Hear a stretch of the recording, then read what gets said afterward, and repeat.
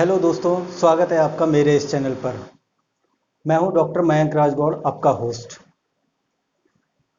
BMS, BUMS और BHMS के students, या बी फार्मा या डी फार्मा के स्टूडेंट्स, या नर्सिंग के स्टूडेंट्स जो भी कॉलेज में हैं, पोस्ट ग्रेजुएशन कर रहे हैं, या प्रैक्टिस कर रहे हैं, या हॉस्पिटल्स में जॉब कर रहे हैं, हर जगह एक चीज़ से मात जरूर खाते हैं, और वो है मॉडर्न मेडिसिन।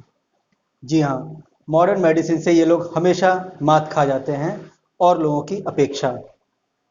क्या होता है एक्चुअली, अगर आप B M S B M S वगैरह कर रहे हैं तो 40% आपका कोर्स मॉडर्न का होता है। लेकिन लेकिन हम लोग कितना याद कर पाते हैं, कितना पढ़ पाते हैं, कितना हमारी समझ होती है?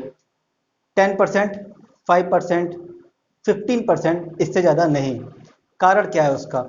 कारण ये है, सबसे पहली चीज़, हमारे पास एक तो सिलेबस बहुत होता है, एक अपने सब्जेक्ट्स पढ़ने होते हैं, उसके अलावा हमें मॉडर्न पढ़नी होती है। पूरा फोकस हमारा ज़्यादातर अपने सब्जेक्ट्स के ऊपर होता है। इसके अलावा हमें अच्छे टीचर्स नहीं मिल पाते हैं कॉलेज में। अगर कॉलेज में अच्छे टीचर्स भी हैं तो कॉलेज में क्लासेस नहीं चल रही हैं। बहुत सारी बातें हैं। चलिए, मैं एक इनिशिएटिव लेने जा रहा हूँ आप लोगों के लिए। मॉडर्न की मैं ऑनलाइन क्लासेस यूट्यूब पर स्टार्ट करने जा रहा हूँ। कोशिश करूँगा कि आप लोगों को बहुत अच्छा ज्ञान मिल सके इससे। बहुत शॉर्ट में, ब्रीफली, और काफ़ी प्रैक्टिकल बातें मैं इसमें आप लोगों को बताऊंगा। जो क्लिनिक पे क्लिनिशियंस होते हैं वो क्या देखते हैं, किस तरीके से पेशेंट आता है, किस तरीके से हम लोग डायग्नोसिस बनाएंगे, सारी चीज़ें मैं यहाँ पर बताऊंगा। यहाँ पर मैं कौन कौन से सब्जेक्ट्स लूँगा? पैथोलॉजी लूँगा, फार्मेकोलॉजी लूँगा, इसके अलावा मेडिसिन, सर्जरी और बाकी के भी टॉपिक्स होंगे जो मैं कोरिलेट करके आप लोगों को यहाँ पे पढ़ाऊँगा। तो मेरे वीडियो को प्लीज़ लाइक करिए, मेरे चैनल को सब्सक्राइब करिए, अपने दोस्तों में, अपने बैचमेट्स में शेयर करिए। चलिए, आज मैं सबसे पहले टॉपिक लेने जा रहा हूँ, पेन।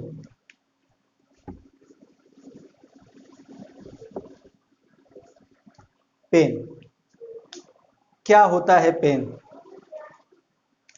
पेन का हम PAIN इस तरीके से तोड़ सकते हैं पेन को। P मतलब पे, A मतलब अटेंशन, I मतलब इनवर्ड, एंड नाउ मतलब नाउ। मतलब pay attention, inward, now. Pain actually क्या होता है? एक फिजिकल या सब्जेक्टिव ऑब्जेक्ट होता है जो कि एक स्टिमुलस होता है बॉडी के लिए। एक्चुअली बाहर से कोई भी अगर दिक्कत हमारे शरीर को हो रही होती है तो हमारे ब्रेन में पहुंचना जरूरी है। हमारे ब्रेन को पता होना चाहिए कि बाहर से कोई दिक्कत हो रही है हमारी बॉडी को, तभी ब्रेन उस पर रिएक्ट कर पाएगा। इसलिए पेन सबसे कॉमन, सबसे क्लिनिक पर आने वाला सबसे कॉमन और सबसे नॉर्मली सिम्टम है। इसी पेन के बारे में आज मैं बताऊंगा कि क्या होता है पेन, क्या इसका मैनेजमेंट है, कौन कौन सी ड्रग्स होंगी जो पेन किलर्स होंगी, ठीक है, और कौन कौन से डिजीज होती हैं जिसमें पेन मिलेगा। तो पे अटेंशन इनवर्ड नाउ मतलब हमारी बॉडी के इनवर्ड तुरंत जो अटेंशन पे करने के लिए स्टिमुलस आता है उसे हम पेन बोलते हैं।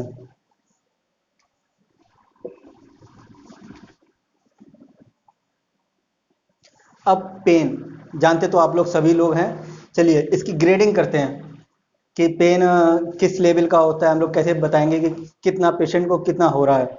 सबसे पहली चीज़ ये समझ लीजिए कि पेन सब्जेक्टिव होता है, मतलब पेशेंट टू पेशेंट वेरी करता है।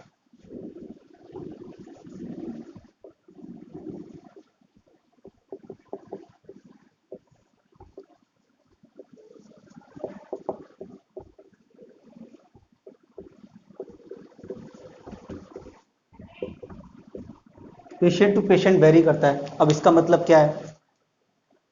आपने देखा होगा कि बहुत से लोग छोटे छोटे दर्द में भी, छोटी सी चोट में भी बहुत ज़्यादा हाइपर हो जाते हैं, उन्हें दर्द बर्दाश्त नहीं होता है। लेकिन बहुत से लोग ऐसे भी होते हैं जो बहुत बड़ा पेन, बहुत सारा पेन भी खड़े खड़े आराम से बर्दाश्त कर लेते हैं, उनके चेहरे पर सिकन सिकन भी नहीं आती है। इसीलिए पेन सब्जेक्टिव होता है, पेन पेशेंट के ऊपर डिपेंड करता है। कई बार डॉक्टर कंफ्यूज हो जाते हैं कि इसको पेन सीवियर है या मॉडरेट है या माइल्ड है, वो पेशेंट टू पेशेंट वेरी करता है।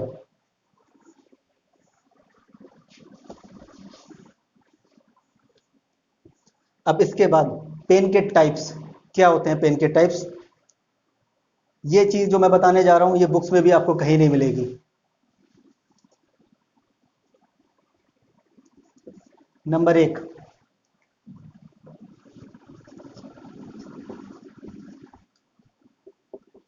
इस्चीमिक।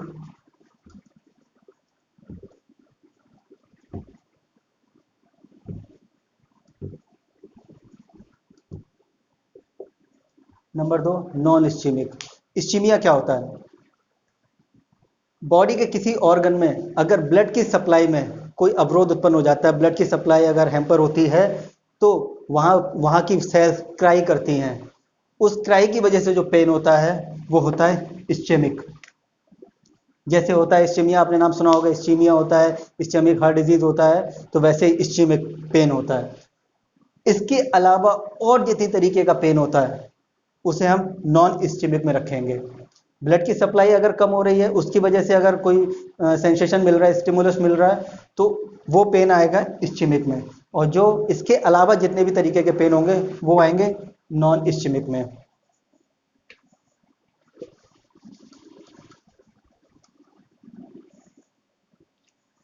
अब पेन के क्या क्या कॉज हो सकते हैं?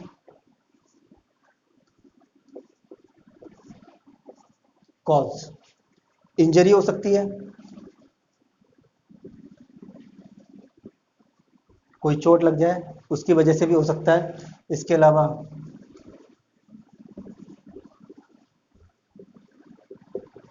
इस्चीमिया, जैसे मैंने इसका बताया था, इस्चीमिया किसी भी जगह पे ब्लड अगर हैम्पर हो रहा है, ब्लड सप्लाई, या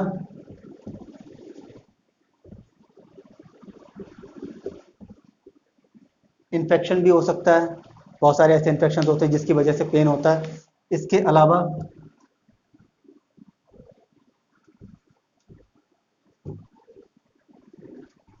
ट्यूमर्स होते हैं।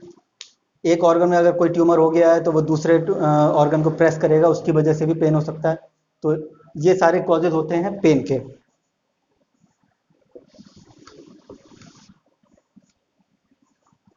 अब ये तो हो गया पेन की बातें, बहुत सारी कर ली। ग्रेडिंग की बात कर लेते हैं।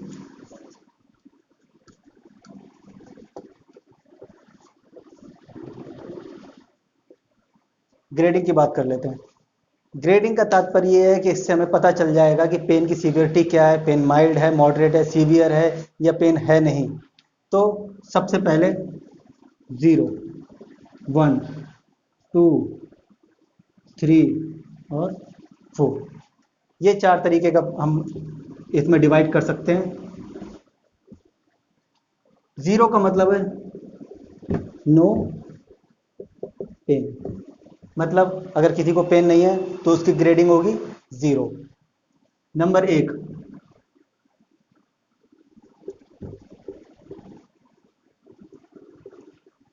टॉलरेबल, ये आएगा माइल्ड में।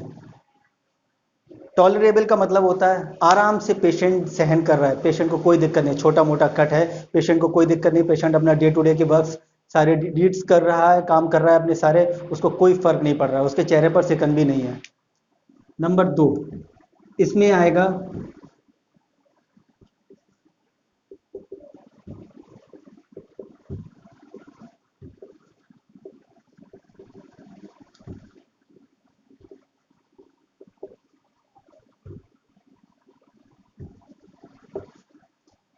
वह पेन जो जिससे डिस्टर्ब उत्पन्न होता है, डिस्टरबेंस होता है डेली के वर्क्स में।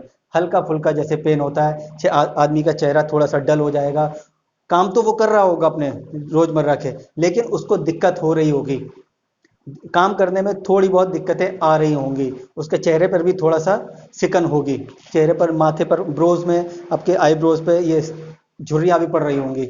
इसके अलावा आता है तीसरा नंबर का सीवियर पेन, सीवियर पेन मतलब रोजमर्रा के काम अब आदमी नहीं कर पाएगा, बेड रिडन हो जाएगा, बेड पे पड़ा रहेगा, करवट बदलेगा, चेहरा बहुत ज़्यादा डल हो जाएगा, आंसू भी आ सकते हैं, मुंह ओपन हो जाएगा इसका। इसके अलावा लास्ट है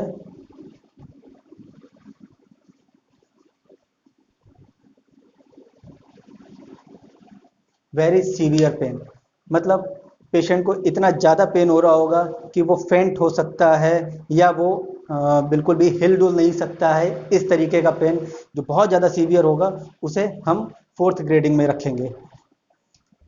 तो पहला हो गया जीरो ग्रेडिंग, जीरो ग्रेडिंग मतलब कुछ किसी को कोई पेन ही नहीं है। नंबर पहला फर्स्ट हो गया है टॉलरेबल, इसको हम बोलेंगे माइल्ड, माइल्ड। और ये आ जाएगा हमारा नंबर टू मॉडरेट में, और ये दोनों आ जाएंगे सीवियर में।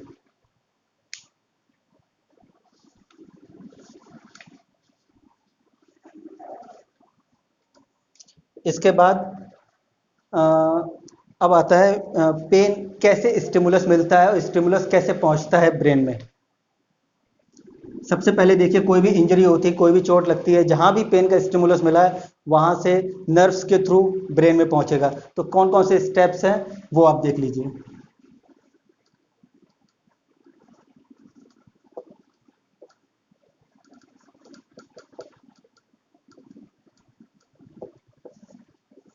सबसे पहले स्टिमुलस, नॉक्सियस स्टिमुलस, कोई भी जो मिल रहा है जो दिक्कत परेशानी कर रहा है ऐसा स्टिमुलस। उसके बाद आएगा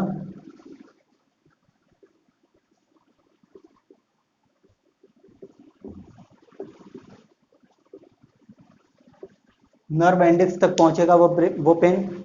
इसके बाद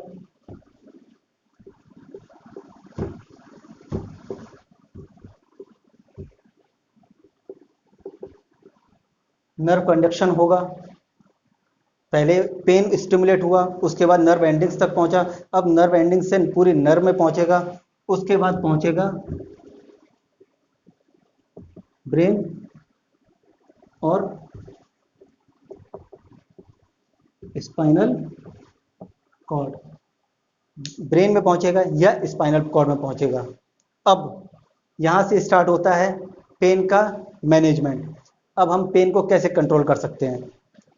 सबसे पहले तो यहां हम कंट्रोल कर सकते हैं, दूसरा यहां कंट्रोल कर सकते हैं, तीसरा यहां कंट्रोल कर सकते हैं, चौथा यहां कंट्रोल कर सकते हैं। ये चार हमें मौके मिलते हैं पेन को कंट्रोल करने के।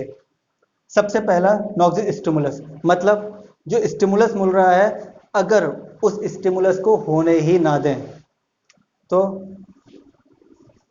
इसका ट्रीटमेंट हो गया avoid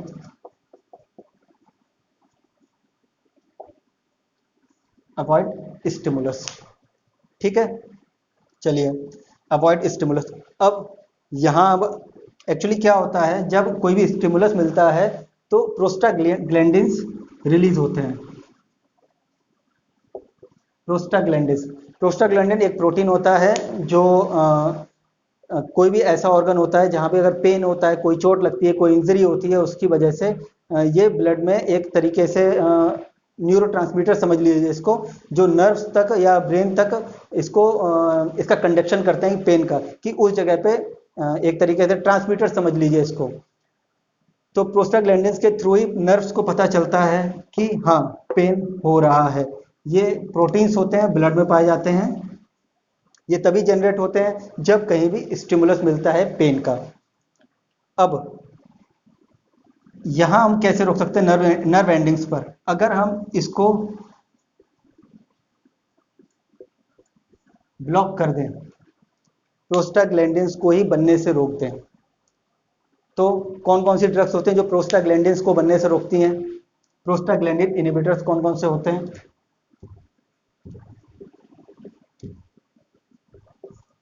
NSAIDs, NSAIDs non steroidal anti inflammatory drugs. ये मैं आपको सारी चीजें, सारे ड्रग्स बताऊंगा इसके, आपके टिप्स पर हो जाएंगे। इसके अलावा नर्व एंडिंग्स पर भी हम कर सकते हैं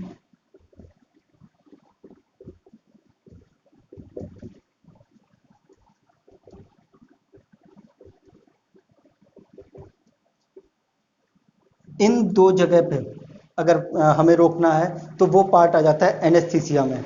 मतलब जो बेहोशी की जो शाखा होती है विज्ञान की, मेडिकल साइंस की, ये दोनों चीज़ें वहाँ पढ़ेंगे। तो एनेस्थीसिया में कौन कौन सी ड्रग्स होती हैं?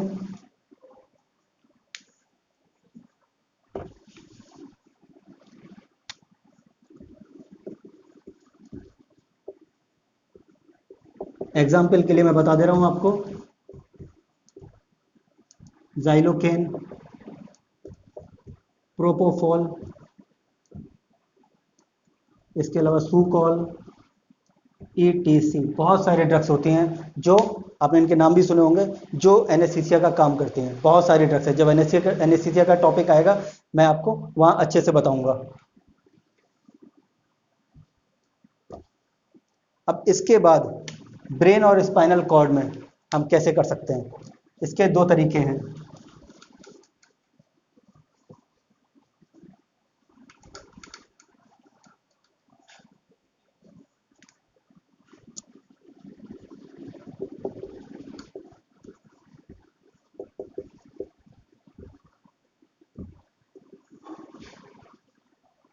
या तो हम ब्रेन को सुला दें, या हम ब्रेन को महसूस ना होने दें। तो जैसे इसमें होता है, एनेस्थेसिया भी कुछ ड्रग्स होती हैं। इसके अलावा आते हैं ओपियोइड डेरिवेटिव्स। ओपियोइड डेरिवेटिव्स मतलब अफीम से प्राप्त होने वाली जो डेरिवेटिव्स हैं, इसके ड्रग्स हैं, वो इसमें आते हैं। यानी कि एनेस्थीसिया के थ्रू हम पूरी बॉडी को जनरलाइज बिल्कुल सुन्न कर सकते हैं, जिसको उसको कुछ भी महसूस नहीं होगा। उसके बाद अफीम से उत्पन्न होने वाली बहुत सारी ऐसी ड्रग्स हैं जो अफीम से निकाली जाती हैं, वो ड्रग्स इसमें आएंगी। मैं अब अगले वीडियो में आपको बताऊंगा कि ओपियोइड डेरिवेटिव्स कौन कौन से होते हैं, इसके अलावा एनेस्थेटिक एजेंट्स कौन कौन से होते हैं, और एनसेड्स जो तीसरे मैंने बताए थे, एनसेड्स कौन कौन से होते हैं। ठीक है, अगर आपको मेरा ये वीडियो पसंद आया हो तो प्लीज़ लाइक करिएगा, मेरे चैनल को सब्सक्राइब जरूर करिए, बेल आइकन को जरूर प्रेस करिए ताकि अगले वीडियोस के आपको नोटिफिकेशंस मिलते रहें। और प्लीज़ शेयर जरूर करिएगा, लाइक करिए, जिससे मुझे मोटिवेशन मिलेगा, मैं और अच्छे अच्छे वीडियोस आपके लिए बनाऊंगा। Thank you.